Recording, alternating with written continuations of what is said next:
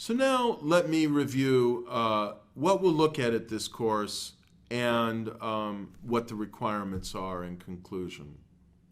This course is going to begin this week by looking at what democracy is, the different types of democratic regimes. We'll look at the trends in terms of the spread of democracy over time. In the second week, we'll examine one of the most important foundations of democracy, the belief that democracy is the best form of government, that it's legitimate for the country. And we'll study what the relationship is between legitimacy and the consolidation of democracy so that it becomes stable, enduring, and firmly rooted. We'll go on in week 3 to look at political culture, the prevailing values, norms, expectations, understandings, beliefs, cognitions, perceptions that shape how people view the political system, and if democracy is in place, how they view their own democracy. What kind of attitudes and values sustain democracy, and what is the distribution of attitudes, values, evaluations of democracies that we find in public opinion survey data. In week 4, we'll look at economic development. What happens to countries when they experience economic development, when a middle class emerges, a more pluralistic society? Do values change? What are the implications of changing social structure for politics?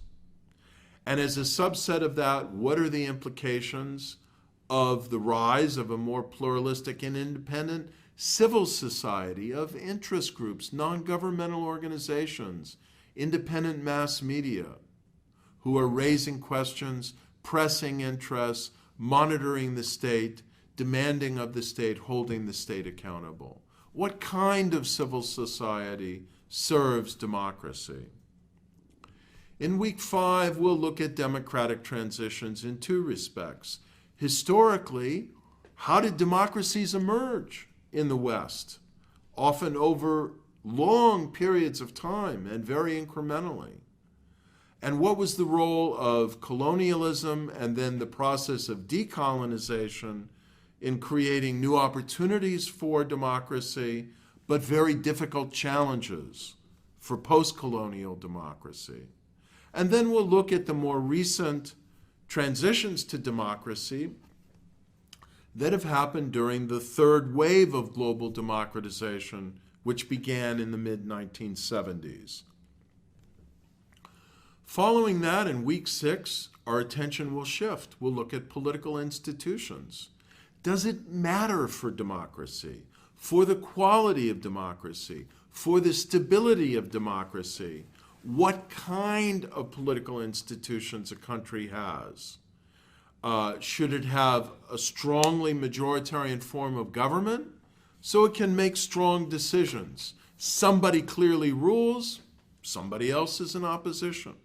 Or is it better to have very broad coalitions? Is it better to have parliamentary government, or is it better to have presidential government? What are the implications of having different constitutional structures? And what is the role of political parties and party systems in that process? In week 7, we'll take this concern about political institutions and look specifically at one of the most manipulable and impactful institutional choices a country can make, and that is the design of electoral systems. Should a country have a simple first-past-the-post electoral system, one person representing one district, whoever gets the most votes wins? Or is it better for democracy, for social inclusion, for stability, to have a more proportional electoral system where every interest is represented, every group, whether they are majority in a geographic constituency or not, can point to their representatives? What are the costs of such a system? What are the benefits of that type of system? From there, we'll look at one of the most challenging problems for democracy: identity conflict, ethnic pluralism, racial, religious, and ethnic divisions. What do these imply for the stability of democracy? Is a democracy doomed if it's a deeply divided society? Or do we have tools, like the tools I've mentioned, the choice of electoral system, the choice of executive structure, the design and distribution of power vertically in the country? Do you want concentrated power at the center? Do you want distributed power, perhaps even in a federal system? How do these choices fit together? And what are the implications of having one type of combination versus another for the management of ethnic and other related identity conflicts? Then we'll look at another vexing problem for democracy: corruption, abuse of power. How do we contain these and promote a rule of law? What role is to be played by the concept of horizontal accountability, some branches of government monitoring what others do and holding them accountable and enforcing the law, the Constitution, the norms of society?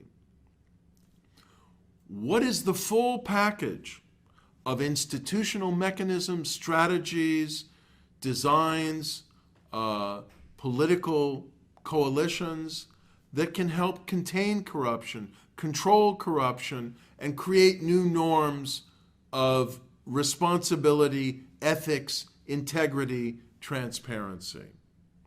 From there, we'll step back to a broader look at the core question, so important to the future of democracy in so many countries around the world. Why do democracies break down? What can we learn from the specific historical cases of democracies that have tried and failed, that can give us lessons and insights that can help to avert future failures of democracy? Finally, in the 10th week, we'll step out from the internal workings of democracy to look at the international system. What impact does it have on the fate of democracy? Are there things that international actors can do to support and facilitate, that is, promote democracy? What things should they do? What steps, pressures should they avoid? What works? What doesn't work? How do we have to learn from experience to improve the work of organizations, public actors, private actors, civil society, governments, regional organizations, to assist and partner for the development and consolidation of democracy elsewhere in the world? And finally, what is the future of democracy? This course will work in a very simple way. Each week, you'll be asked to view in multiple pieces, often if you're watching individually online at your own leisure, in individual short segments if you wish, or multiple segments if you'd like, somewhere between 2.5 to 3 hours of lectures per week. Reading is up to you.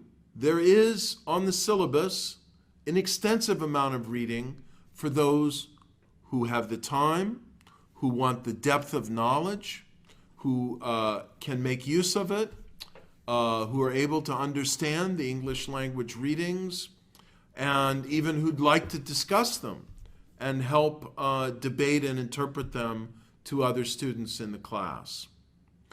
We strongly encourage online discussion. We seek it, we welcome it, and we will facilitate it in this class. We invite you to take the initiative. Tell your friends and colleagues about the course. Invite them to sign up and join. It's not too late to do so now. Start a discussion group where each week you can discuss and debate the issues raised in the course with your fellow students. Feel free to start these discussion groups in your own national language if English is not your first language, or not an easy language for you to function in. Feel free to come back to us. Tell us what you think. Blog about the class. Direct questions to myself and the course teaching assistants. We will examine you periodically with multiple choice and other questions that are finite choice questions that can be graded objectively. And each week in the lectures, after each segment, you'll find a question. After the entire lecture is complete, you'll find a series of questions. If you watch 80% of the lectures and pass the quizzes for them, you will receive a certificate that acknowledges your completion of the course if you also pass the online final exam, where at the end of the class, where many of those same questions will be repeated. So this does not require from you any reading, though we strongly encourage it and think you will benefit from it. You can pass the lecture quizzes and you can pass the online final exam simply by mastering and perhaps reviewing the lecture material in this class. But we invite you to be ambitious. If you have the time, if you have the inclination, do some of the reading for the class, and usually it's ranked in order of priority each week, except for the two books, my book, The Spirit of Democracy, Samuel Huntington's book, The Third Wave. All of the other reading is free and either available openly on the internet or available on this course website. And the syllabus for the course, in terms of what you will be examined on for this second, more demanding final exam, will particularly stress the free open source online reading material for the class. If you pass an exam based on this reading, you will be given a certificate of distinction of having passed the class at a deeper level of engagement, intensity, and mastery of the material. We invite you to participate, to take the exam, become a peer grader for the final exam, join an online discussion forum, offer your comments and views about course issues, and even start or join a local discussion group in your country, in your school, in your neighborhood, among your friends. Engage us. Join the weekly discussion forums that we will offer with the instructor and our special guests. Give us your feedback, your suggestions, your questions, your ideas. Share with us and with your fellow students in this class your own national experiences, your own civic experiences. In this way, we will all learn more in this ongoing process of trying to understand what makes for successful democracy.